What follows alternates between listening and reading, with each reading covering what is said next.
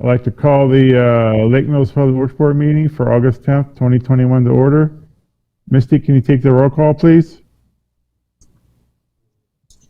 Mr. Pickard? Here. Mr. Temperley? Here. Mr. Fields? Here.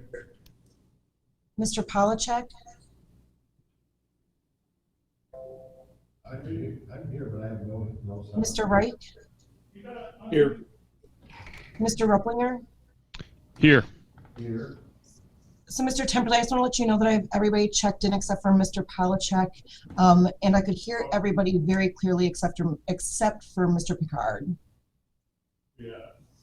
So, Mark, they're having issues here. I'm here. I am here. This is Mark. I am here. Yep, I've got you checked in. I was just saying that it was very faint. The only person I've got absent is Mr. Polachek. Thank you. He is here, but he's having technical issues. Mr. Polachek is? Yeah. Okay, thank you. All right. Up next is the correction and approval of the minutes of July 13th, 2021. I'll entertain a motion to approve the minutes in second. Motion to approve.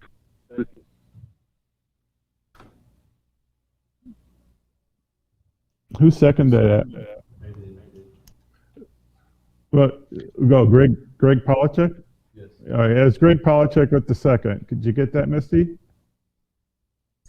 I didn't. I heard the original, but I didn't know who the first was. That was Mark Ricard. Thank you. So any corrections? With that, I'll just do a roll call vote then. Mr. Temperley? Aye. Mr. Fields? Aye. Mr. Polachek? Aye. He said aye. Thank you. Mr. Reich?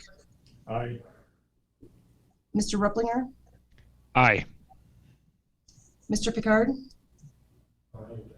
Aye. Motion passed 6-0. Okay, up next, questions and public comment. There's nobody here. I don't know if anybody is online. Nope. So we'll move to item 5, Director's Report. All right, thank you. Got just a couple of quick updates here. First of all, in regard to the 2021 LSL replacement, as we've talked about last few meetings, we are pretty well through all of the replacements in the construction area. We've probably got 2 or 3 yet that are going to straggle in, if you will. And so that last week we sent out letters to about 75 more residents to get their interest in replacing their lead service line. The criteria for this particular 75 is that we've already replaced the utility side. And so what we're attempting to do is take care of all the LSLs that we know of where our side is complete. Now, just so you understand, we won't be able to do all 75. If they all come in this year, we won't be able to do all 75 this year. We'll exceed the allocation that we have for funding. More than likely, our grant was based on a total of 75. We've done about 30 right now, and so we're going to keep a close eye on how these come in, and we will move some until back until 2022. And I'll just wait for a second here.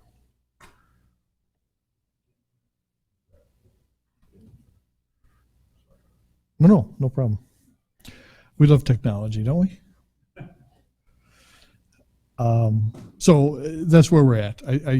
We've already, since the letters went out last week, and since then I know that we've gotten about a dozen calls in our office, questions and that sort of thing, and I think that bodes well for us hitting our mark this year.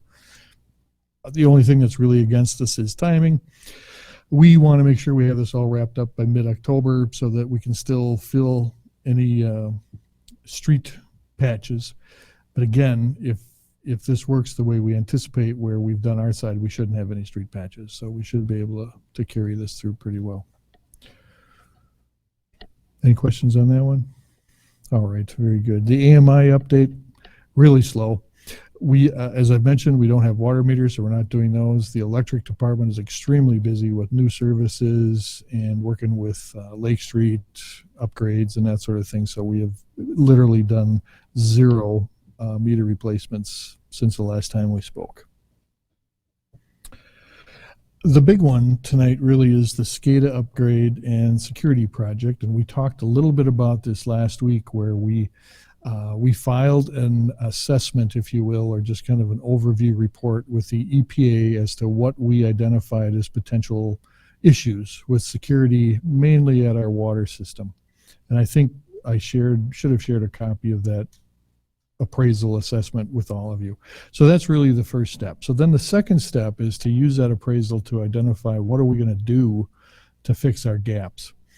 And I'll just stop and tell you now that in this public forum, I'm not going to give you a lot of detail. I will email you stuff if you all promise not to share it with the villains, but I won't give you a lot of detail here.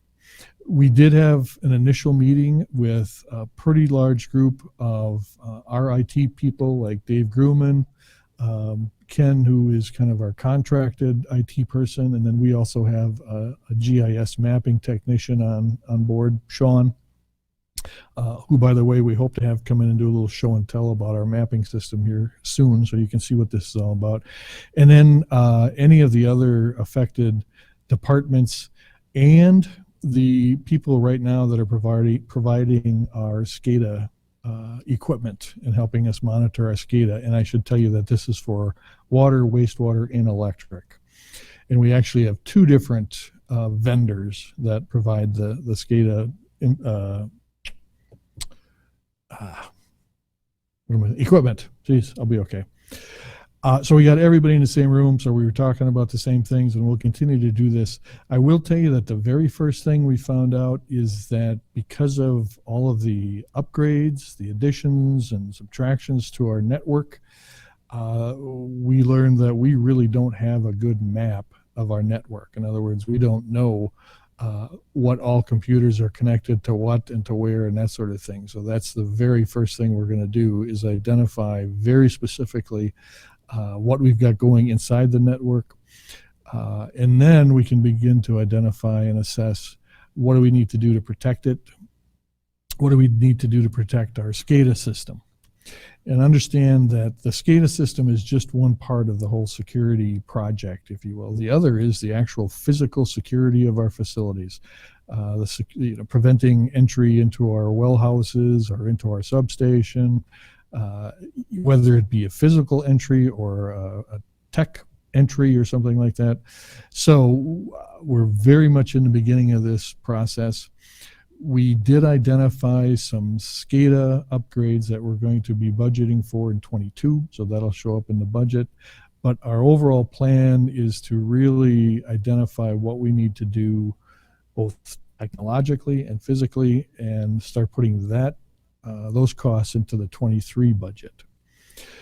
At present, the EPA doesn't have a real deadline as to when anything has to be done. They do have a deadline as to when we put our plan together, and that's the end of the year. But when we actually physically put things in place, that's kind of a fuzzy, moving deadline, if you will. But I guess my overall message for tonight is that we're starting on this. We're learning a lot about, quite honestly, we're learning a lot about what we don't know. And I guess that's going to be how we progress through this thing for a little bit. Any questions on that one? All right. Again, we'll keep you informed, but I won't tell you how to access anything. All right. The last one then, again, a quick one, and this really has to do mostly with Lake Street. If you've driven around town, you see that Jefferson and Reed are pretty well wrapped up. There might be some landscaping issues or things like that have to be completed. But we're waiting for 2 things on Lake Street, and Dwayne might add to this also. But the 2 things are, number one is We Energies has decided to run a new gas line on West Lake Street. Not entirely sure what happened here, that they weren't in the loop a little bit earlier to do this work, but they weren't. And so they are putting together a plan to run actually new gas lines on both sides of the street to eliminate street crossings, although they will have to do one. And they will probably not be starting that until next week at probably the earliest. It's very disappointing in that they will be digging up some areas that were already, restored, if you will, and they have guaranteed us that they will restore those the way we want them. And they will have to do one street crossing, as I indicated. That means that they will have to dig 2 holes in the street. We've been told that they'll be less than a foot in diameter, and the reason for the 2 holes is simply so they can see the gas line that they're putting under the street. They'll put one on either side so they can see where their boring equipment goes through, and they know exactly where that is. They have to do that. We've spoken with them, and they have to do that before the second layer of blacktop goes on. And they have to backfill it to our specifications so that we don't get a little sinkhole there. And so what we've told them is that if you can't do it in that time frame, you're not doing it this year, that it's going to have to wait. And so then that brings to the second thing, is that simply the second layer of blacktop still has to go on. I don't know if you guys have noticed, but it finally started to rain, and the timing was fantastic, at least for We Energies. And then there's some other restoration work that'll have to be completed. I think we anticipate, though, they're still going to beat their deadline of October without a lot of trouble. Did you have anything you wanted to add, Wayne? No, I think you've hit it all, Paul. I mean, small things like signs and painting that'll happen after the paving and some of the restoration. But again, way ahead of schedule. October. I think substantial completion was October. It might have been November for the final. So. And if I may, I'll just give a little update on at least today's known schedule for upcoming maintenance work for 2021. The summer patching is being prepped this week, both by city crews and by the subcontractor for Payne and Dolan. They are tentatively planned to come in either Friday or Saturday. Note that there has been quite a bit of rain lately, and that date has been sliding a little bit. But tentatively, as of this morning, it was Friday or Saturday of this week. The chip seal, I spoke with the county this morning. Earliest it potentially could be would be the 18th. Again, they're getting pushed off on the work that they're doing on chip seal, but more than likely the week of the August 23rd. The good news is there are 2 projects that are near the schools, and so if it does happen the week of August 23rd, should happen before the start of school on September 1st. So. The goal would be to put the chip seal down, leave it for a number of days. The street crew would sweep that up, the loose chips, and then look to do striping. In particular, at Catlin, there's some striping for some of the turn lanes. So that is the tentative game plan on the schedule for the summer patching and the chip seal. I've been told by the concrete company that they are looking to continue with the sidewalk program throughout August. So hopefully that portion of the program will be done as well by early September. And then Payne and Dolan will come back and do our mill and overlay streets probably in September, with fall patching happening again in late October. As Paul said, we'll probably want to cut off patches in mid-October. So that's still tentatively the schedule for the 21 maintenance. Any questions? Yes, thanks, Paul. You may have seen some activity this morning as part of the West Lake project. There is some East Lake Street water main replacement that will be under some of the mill and overlay. And if you were driven by this morning, they have started to put in the temporary water main for that work. And we've been told, at least the last progress meeting we had with A1, that they would be doing that this week, and they would potentially be digging that water main in next week. I don't believe you have not heard any different dates. And that would be water main from Main Street to just east of the Ford Court bump out to replace some of that water main that has been continually breaking over the last number of years. Any other questions?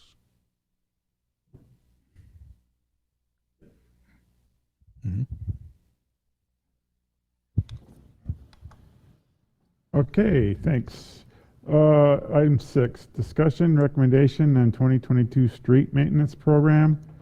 We have a prepared motion, 21-8-1. I would like to see a motion for approval in a second before we start discussion. I just heard Greg Politics make a motion to approve. Is there a second? I'll second. This is Bennett Rupplinger. All right, thanks, Bennett. All right, it's take it away, Dwayne. Well, thank you. Some of this you've already seen last month. We provided a little bit more detail. We provided you 2 more maps to kind of illustrate where these locations are. The first map really shows, it was broken out to kind of show it a little closer so you could see the street names, but it actually worked out well. The first map in Area 1, Cook Street and Browns Court, as you recall, were constructed in 2015. In 2022, they will be on that 7-year cycle. So they are looking at chip seal. That's of note because they are projects that are relatively good shape street and kind of an illustration of what our program is doing, which is maintaining that. The second map is of the Brookstone area. Again, all of these streets were chip sealed in 2015, so they are on the 7-year cycle as well. In blue, we are currently showing Brookstone Drive as a mill and overlay. We will reevaluate again in the spring, as we always do after the freeze-thaw cycle this winter. Many of these streets are very close in rating. The reason we are looking at Brookstone Drive is because it is the higher daily traffic street in that area. And we are aware that the first block or 2 are probably sliding to that 4 and are a very good candidate for the mill and overlay.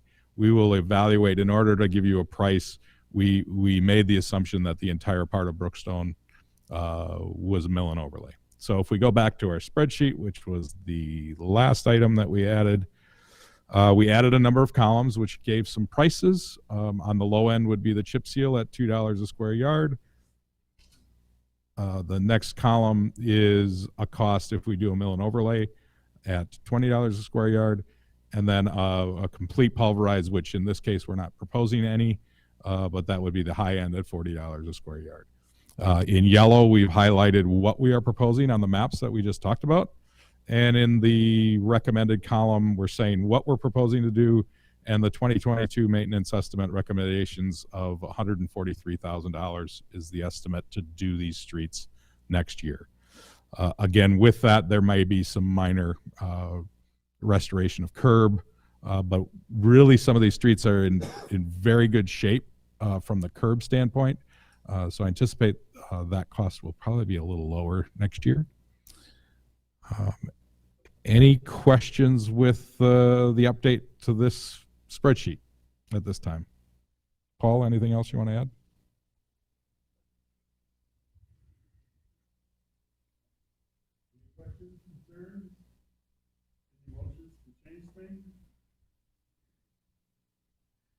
If I may add, these are the only streets that are rated above a 4 and haven't been touched in the last 7 years.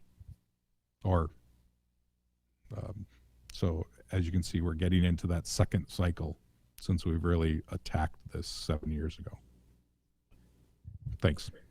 Dwayne, when you say they're above a 4, do you mean they're worse than a 4? I'm sorry, I didn't quite hear that. Could you repeat, please? Sure. When you say that these streets are above a 4, does that mean they're worse than a 4 or better? They are better than a 4. Okay. So thanks. you bet. The list we were working with the capital improvement plan, that is a list of 4s or in more deteriorated state than a 4 is in the capital improvement plan. When we get into the maintenance plan, we talk about 4s and above, which are better. 10 being a brand new street, 1 being basically gravel. Okay. I hope that helps. Yep. Thanks a lot. So You're welcome. So an example of Cook Street, how you gonna do chip seal every 7 years until a certain time when you do overlay, then back to chip seal again until it's like, yeah, it's pointless, and which hopefully be 30 years, 40 years for a rebuild. Actually, 60 is what we're looking at. All right. Well, We I'll are be long gone by then. we are proposing, and again, we evaluate each year, but the proposal is 7 years to a chip seal, 7 more years to a second chip seal, 7 more years to a mill and overlay, and then repeat. Then the second time we come to that mill and overlay, we're probably looking at a reconstruct. That is the tentative maintenance plan. Now, of course, there may be some underlying factors like lack of drainage or larger vehicles that cause more damage to the base or deterioration at an earlier rate. But that is the general rotation, at least the plan. Okay. All right. Any questions? No motions to change? All right, we have a motion out there, Misty, so can you take the roll call, please? Mr. Fields, Aye. Mr. Polachek, Aye. Mr. Reich, I think I abstain.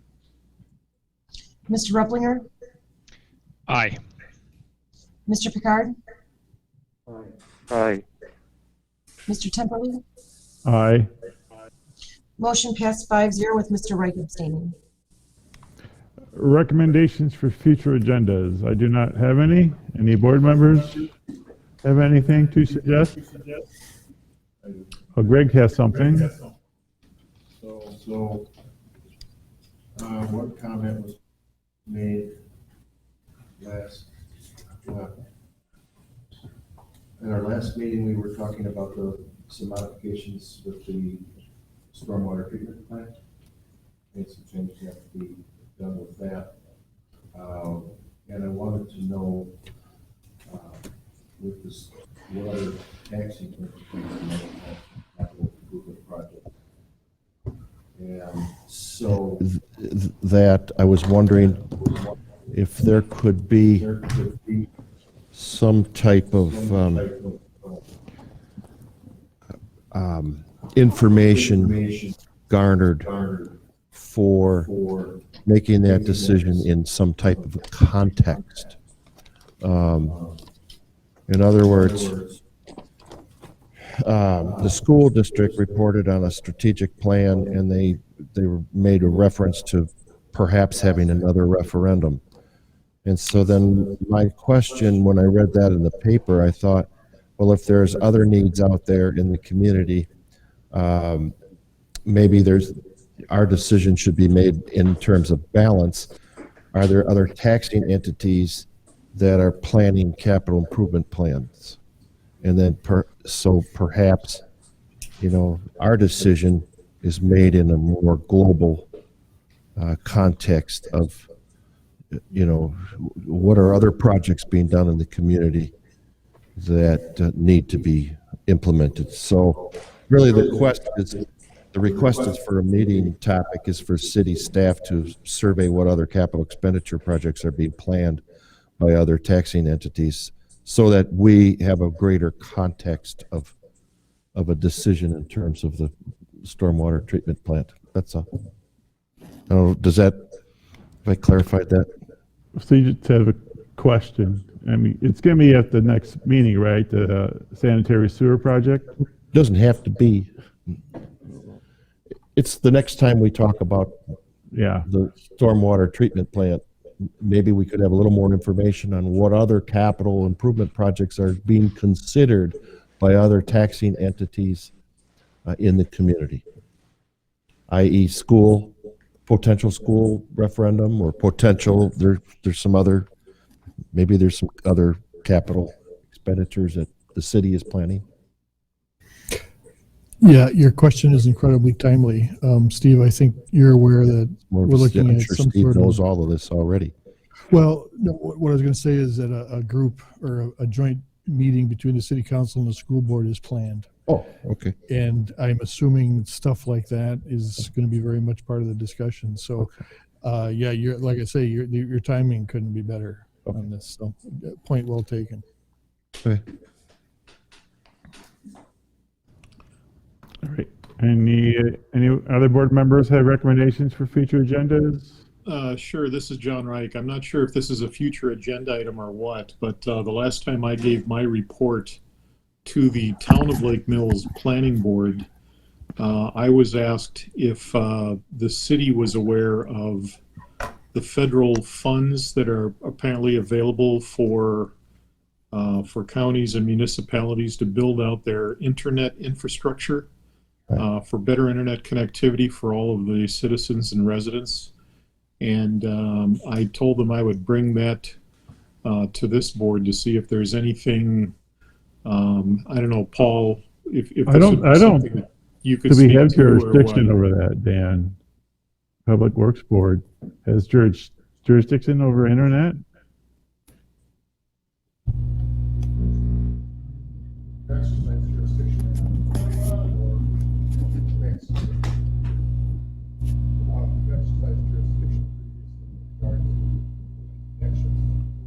I'm sorry, I can't hear what Dan is saying. You're really distorted.